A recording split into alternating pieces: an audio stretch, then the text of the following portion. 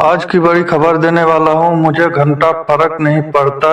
इसी गाने के बारे में अपडेट दूंगा तो वीडियो पूरा जरूर देखें। चलिए आपको बता दूं, भोजपुरी पावर स्टार पवन सिंह का बहुत शानदार, बहुत जबरदस्त गाने का पोस्टर रिलीज हुआ है, जिस गाने का नाम है मुझे घंटा फर्क नहीं पड़ता।